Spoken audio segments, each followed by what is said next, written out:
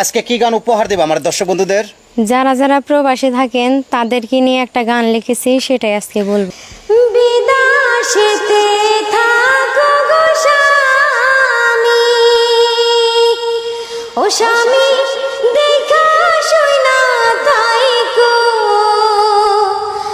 আমার কথা মনে হইলে ভিডিও কল দিও গো স্বামী, ভিডিও কল দিও।